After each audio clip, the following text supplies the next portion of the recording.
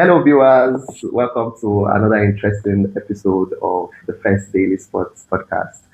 Today, we're going to be talking about the biggest stories in sports and nothing other than the FIFA 2026 World Cup, which is already on in North America.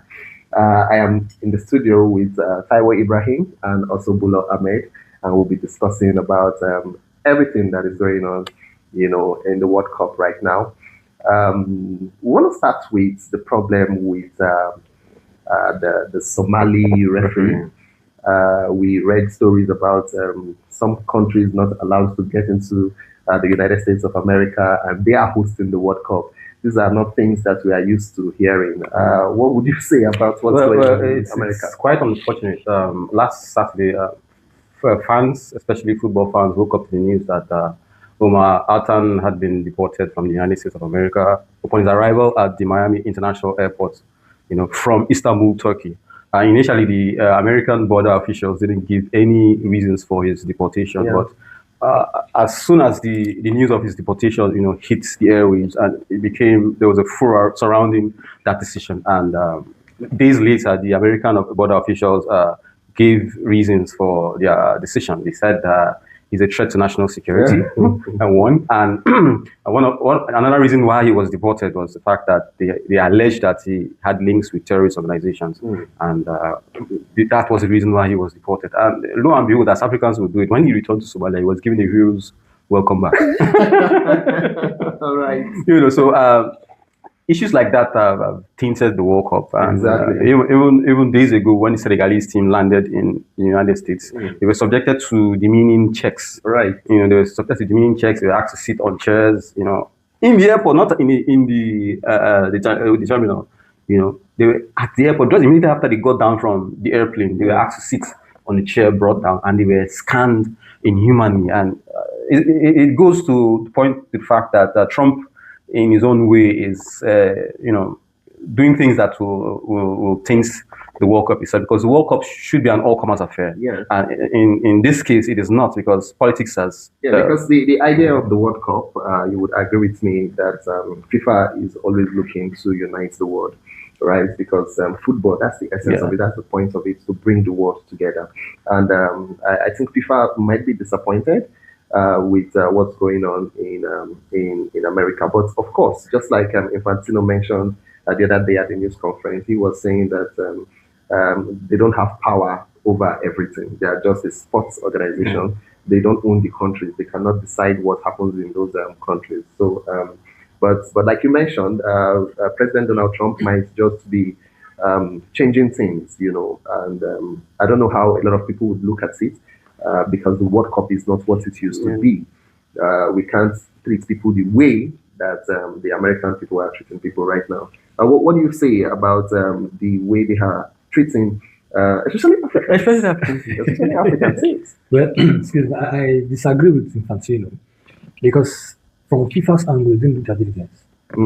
Before the World Cup started, war started this year. Before then, there were some countries under the watch of the United States that were banned from going to the United States. Our country is part of those countries. I expected that FIFA would have liaised with the American government, or find a way to move those officials that came from those countries to Mexico or Canada. It's administrative ineptitude.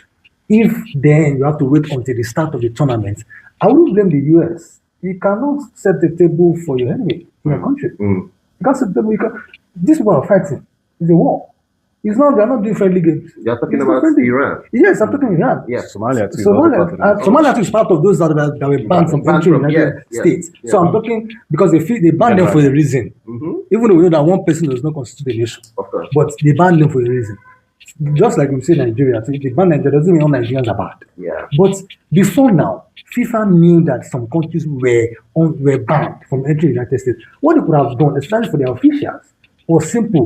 If you know that you could have discussed with the United States government earlier that what are the chances of these people getting entrance into your country during this time? And if they told you it's not possible, you move them to the Tango is 3 nations that are hosting a tournament, not one. You move them to Mexico or Canada. They don't have stringent and rules there, measures there.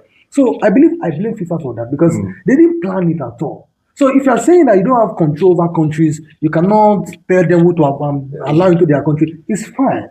If from the angle of FIFA also, let's even use Iran as for example. They are fighting with Iran. I blame the Iranian people for going to the World Cup. People cannot be killing your people, and they are going there to go and shine it and be playing football. No, but the World Cup is not unified. But they kill people in their country. What happened to those people that died? The World Cup is I mean, it takes a lot. If some people are killing, if you are fighting war with your enemy, I'm standing on the place of the US now. Okay, they are enemies because they are fighting war together. Yeah. So for the US, they cannot roll out the drums for that. You can say it's the World Cup, but after the World Cup is 40 days, and then they go back to their country, they go back to what happens to the US? They continue fighting the war. And then what if something happens? How can they say it? How can they explain it? So let's zero down to this Somali referee. He has a very good record. He was the best referee in the last African Champions African Cup of Nations. CAF Award. Yeah, and I mean he already has a profile. There's a pedigree. There's something that is known of him. And he's not a terrorist. And he's alleged that he has. If he was a terrorist, CAF would not be using him that way. Based on antecedent of what he has done as a football person. Exactly. That's where we judge him from. Exactly. So I feel that I understand that the American people, they have the rights to protect their border. They have the rights to protect their nation, but it shouldn't be against an entire country. You know, whoever is coming from. I feel that. If they do due diligence on these individuals, they know these people are sports personnel. When they come in, you don't say because Somalia is under a particular watch. You know, you now say because it's Somalia, it should go. But Tabo mentioned FIFA that the administrative ineptitude must have caused this. Well, I think Infantino also mentioned in that conference that the FIFA they did some of these things. They tried to push, things that he can't possibly come up to be telling everybody what they have done. But he himself and his team have put in a lot of efforts to ensure that they have, the World Cup is happening because a whole lot was going on. Right. The Somali referee, we understand how often difficult for Africans to referee at the World Cup or at the big stage like this. So, if this is happening now, what does this tell about the future of African football? Well, it doesn't really speak well because this is supposed to be a testing ground for him to show his prowess as Africa's best in the world stage. Exactly. It would have been a great opportunity for him to show us why he's rated or ranked as Africa's best. But, the policy put in place by Trump has denied us that opportunity to evaluate his skills or how good he is as a referee. And if you ask me, it's a big minus for African football in general and African sports in general, because we're supposed to be projecting our talents, at the world stage. We're supposed to be given the opportunity to express themselves. And, whilst he was deported, it was said that the Somali Foreign Affairs Ministry tried to try to reverse the decision made by the American government, but they couldn't because Trump is a strong-headed person and you know what it is. You know what it is. A lot of times we usually say it's Donald Trump, it's Trump, but I think the American nation, that's how it is. They are strict. They're very strict with their policies, their policies and their borders. So even if Trump isn't president, I still feel that some of these things would be happening. It's just that Trump has become quite loud, and everybody in the world thinks that America is Trump, or Trump is American. But the truth is, American people can actually be very jealous of their space because they're fighting, and if you're fighting, you would have a lot of enemies. So you have to be very careful so that people don't take advantage of what you are hosting to deal with you. So. It might not just be Trump, it's America.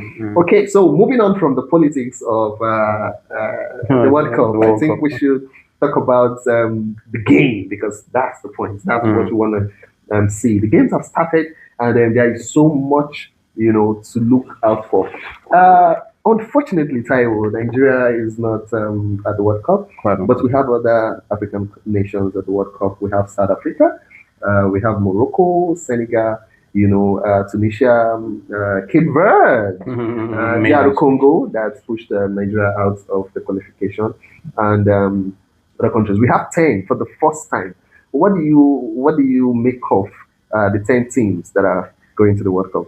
Well, it's good one for Africa having 10 representatives in this tournament. It's the biggest World Cup. So, I like the fact that we have 10 representatives, but it's unfortunate that out of those 10, the so-called giant of Africa will not be there. And, it's a slap. It's a If slap. you look at it from every angle, if now we have the highest representation in the history of World Cup and we are not there. And sometimes I look at it, I feel like, why do they say that Nigeria is an African giant, start of Africa in football? Because if you look at it critically, let's forget about the sentiment.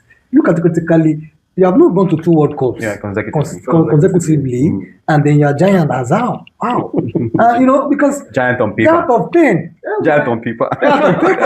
No. I think when we say we are giants of Africa, right? it's not in sport. It's population. I mean, you have 200 and something million people in the country. You can be We are plenty and giants. not be useful. Oh no. So, so I'll back my point. It's not good that we are not there, but let's look at the Africans that are there. Yeah. We have the usual big boys that have been to the World Cup. Senegal have qualified for the last 3. Morocco have always qualified. That is the last 3. They've always qualified.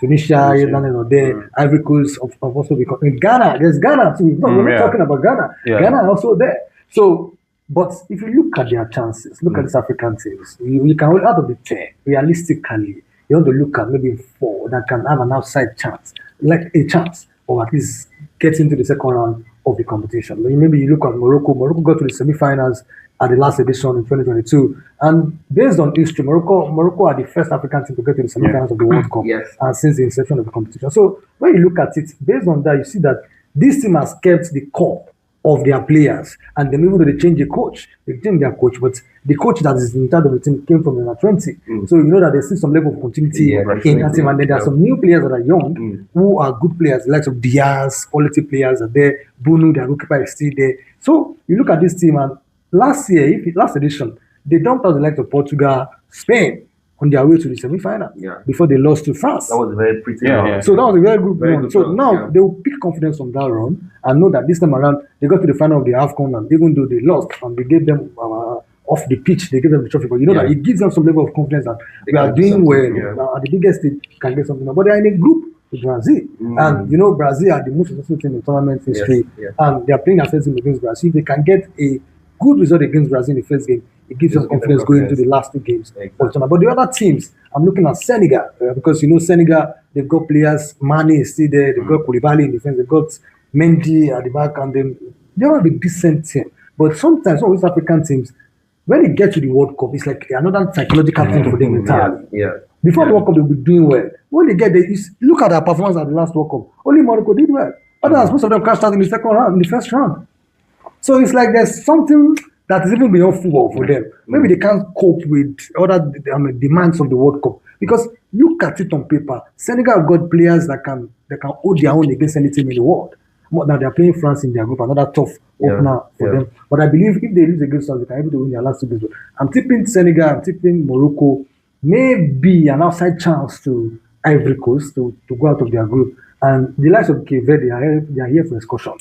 So they know that make up the numbers. So I just they know that let's just go and enjoy we can't take out the possibilities of the. I mean, it's possible, but you know, there's a level you get at the World Cup. You know that it's not for the underdogs. Of course, Mr. Bulo, which African country do you think would do way better than they've been doing? I mean, Taiwo mentioned Morocco getting to the quarterfinals, semi-final of the last World Cup.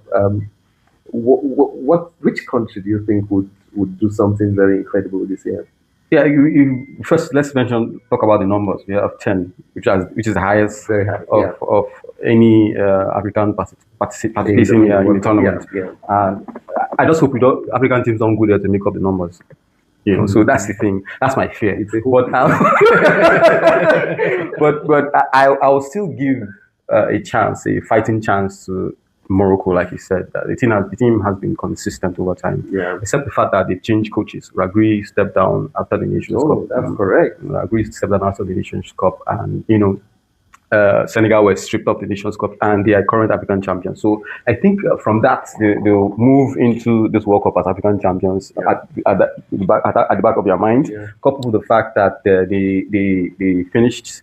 They finished in the semi-final spot at the last World Cup. So they will go into this tournament with confidence. They have Luis Diaz, like you said. They have Hakimi, and they have Bono at the goalkeeper. And, So what I've noticed from both of you have not.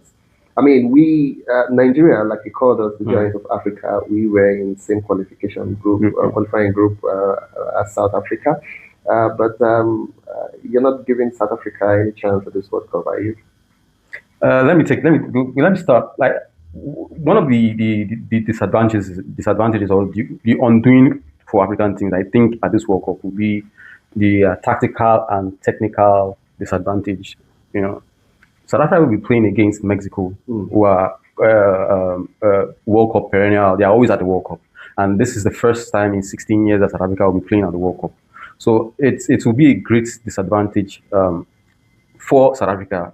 How? Because they play a tactically defensive. They have a tactically a setup that is mostly defensive. And I feel that once teams go defensive at a certain tournament, it won't take time before other teams find them out. So South Africa plays that high line football, with a solid defensive structure, and with one striker, Tebo Mokoena, if I'm not mistaken, and they have that goalkeeper who won the Golden Glove, Rowan Williams. So defensively they are okay, but moving forward, that is their problem. And you if you want to win games, you have to score goals, and they don't score. South Africa, they are a low scoring side, so I see them struggling at this World Cup, and I predict an early knockout for them at this tournament. And then we're also not talking about Egypt. Yes, exactly. The North Africans too. We also have to be mindful of them, because if you're talking about tactical and technical side, they are the closest to the Europeans in Africa. So they've got Egypt, Salah, you've got Tunisia, even though they are not the usual Morocco, Algeria, with Mahrez. So these are big teams that if they find their way, they should be able to get at least the second round. So those are our best chances. But for South Africa, the problem is that the South African team, they may have had it easy in the World Cup qualifiers, but they don't have quality in their team. You want to, even at the World Cup, you want to tip Algeria ahead of South Africa because they've got the players. South Africa have got a team, but they don't have standout players that can take the game and the scruff of the neck and make things happen. So, but look at those African teams. Look at Senegal, Mane can do that. Look at Egypt, Salah can do that. Algeria, Mahrez can do that. They all have standard team players that can get the job done. When you look at South Africa, their strengths. I'm not ashamed to say, is their goalkeeper. Which is brilliant. He's the last line of defense. So the Yakun are the last Nations Cup. See what they did. And this is their first Cup since 2010. Yes. So they've been out of the picture for a long time. So I don't see them getting past. And even that 2010, they hosted. They were the first team, the host nation, to crash out the So history repeats itself. 16 years later. I'm excited that we're calling names, Algeria, we're talking about Egypt, Senegal, Morocco. It means we have countries that can actually represent Africa out there, and we are proud of it. Let's quickly talk about some of the games that we should look forward to, right? The World Cup is huge. Yes, big. When we're looking at the European Champions League, we usually wait for when it is getting to the quarterfinal, the semi-final. When the big boys are remaining, every other one has dropped. But you see, the World Cup is a different ball game. You have star-studded teams already from the group stage, and you can actually see some really interesting games. What are your top 5 matches in the group stage, right? That you won't fail to watch. You just want to watch them. Well, I'm starting with Morocco versus Brazil. Brazil, the most successful team in the tournament, and the Morocco, Africa's best chance at the World Cup. So it's going to be a tough game. Brazil under Ancelotti, about experienced gaffer who knows how to get the best out of his team. Even though they may be individually talented players, but Ancelotti has a way of getting everybody to play together as a team. And this is a tournament which is different from club football. Yes. And if you look at Ancelotti, he's won the Champions League about 5 times. Yes. So this is a coach that's one of the most successful teams in the history of the Champions League. So he seems to know how to play tournament football.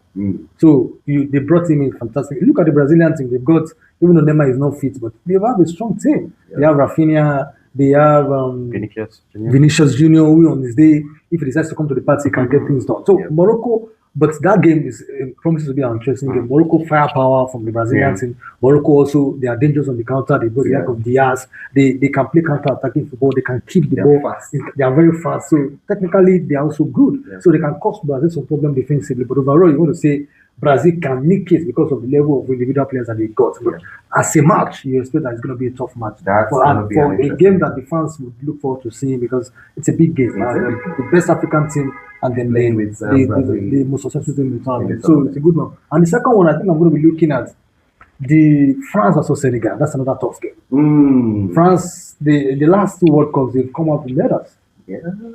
They won the last one in 2018. They came second in the next edition 2022. So, and look at the crop of players that they have. They have an embarrassingly riches in the team, not even the forward. Because some people say in France they are good in attack. If you look at their defense, look at their midfield, look at their goalkeeper. They have Magnan as a goalkeeper. This is the most complete in the tournament. They have options in the attack. They can decide to start with Dembele, Mbappe, Olise, Due, a lot of players. In the midfield, the same they've got N'Golo Kante, who was part of the team that won the World Cup in 2018. He was part of their team last year again. So this time around, they are there. Saliba in defense. So look at the team, this is a complete team. Then you have Senegal. They've got Mane, there's people who on his own they know what they can do. So that game as a whole, you see that it's one of the tough games of the tournament, and especially because both of them they have played before, both teams. And Senegal defeated them. And Senegal. So now it's like a pound of flesh for France again to get a revenge in this game. And if you look at that team, based on the quality of players that they have, you want to tip France for the victory, because with that level of talent they've got, they should be unstoppable, especially against teams like Senegal, who pound for pound you can't compare them. So that's another second game. Another third game I'm looking at is Argentina versus Algeria. Argentina, the world champions, Algeria, the African team, and another North African team that can cause problems. Argentina will be looking at winning their first game of the tournament as the defending champions. They need to send a message to their title contender. So I believe it's a game that will be tough also. Algeria too, if they have their way, they can cause them problems, but the Argentina should have enough in the arsenal to be able to defeat them. So, and I'm looking at England versus Croatia. That's another game that traditionally has been a tough game. I remember in 2008, Croatia dumped out England from the Euros and they defeated them. So it's been a tough game for them. So England under Tuchel, another tournament winning coach. Tuchel won the Champions League with Chelsea, and look at what he's done with the teams he plays. He's an experienced coach, and he started showing his quality, and then by the decisions he made prior to the start of the World Cup, the players he dropped, because you have to have some balls to trust those kind of players.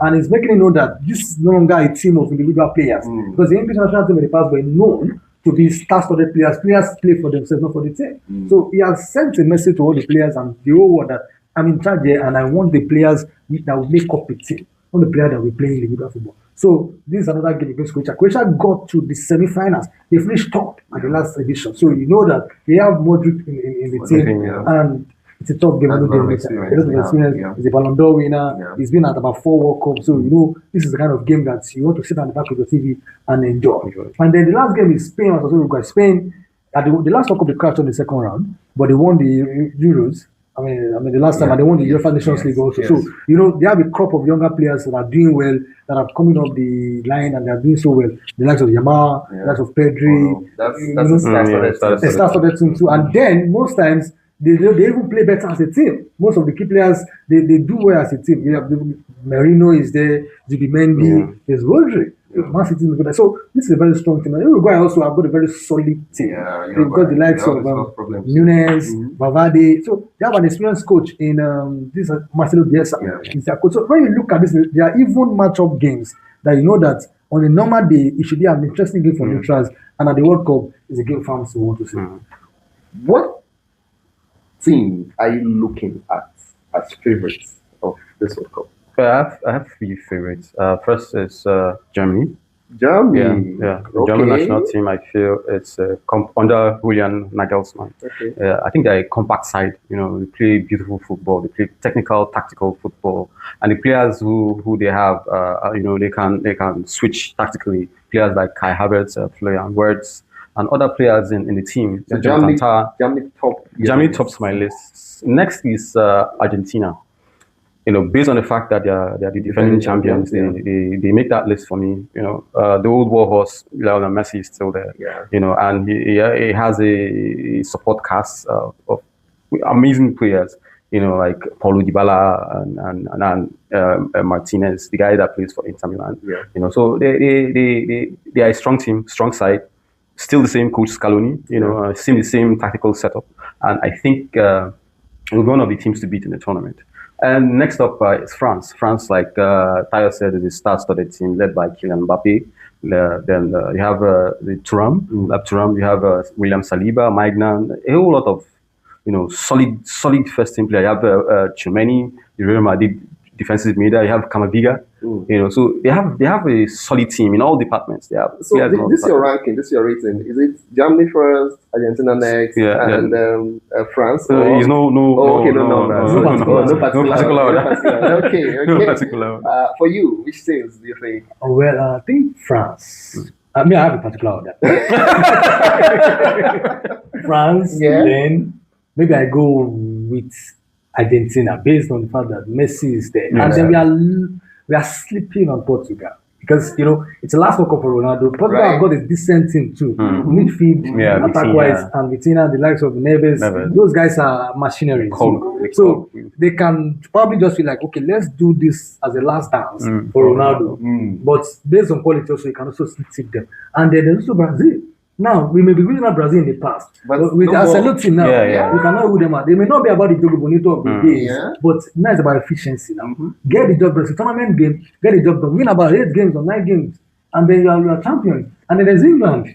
If you look at this England team, they've got individual players. And in the past, their bane has been that most of these players can't play together as a team. And then the coach they had wanted to bring everybody together, even though tactically the profiles do not match.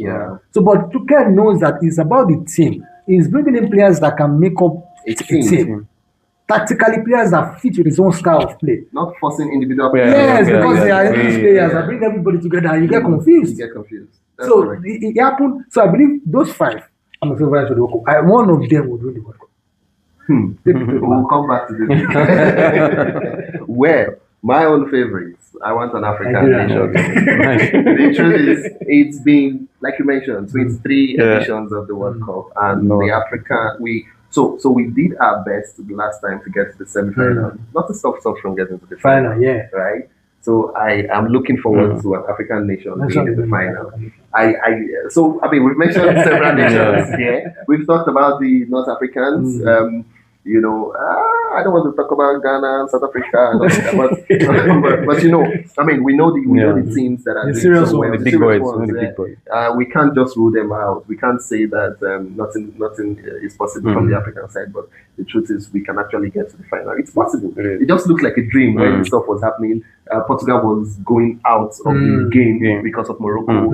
It's looking like a dream. Spain, they're second right now in the world ranking. Until France cut short their hope. Exactly. And we all saw that game. We saw the effort that Morocco put in and all of that. So I think an African nation should get to the final. Hopefully. But my favorites, aside from Africa, I'm looking at Spain. I'm looking at Spain. Spain has this crop of team players. All playing, not all of them, but most of them playing within La Liga. La Liga, and others are Champions League kind of club. So, I've seen that team as one crazy team. The junior side, the women's side, they just keep winning trophies, and maybe it's just even in other sports. So you do well. I think there's something happening in Spain that we don't know, right? Just like you mentioned, I think there's something. So they are my top favorite after African countries. Thank you so much, guys, for joining us. This is the very first podcast we're going to be having for this World Cup. We're going to be going down to details as we continue, in this 2026 FIFA World Cup. You would always see Taiwo with us here, and you would see Bula with us here. And we can also bring other fans to share their opinions about matches and about the things happening in North America throughout the season. Thank you for joining us today. See you next time.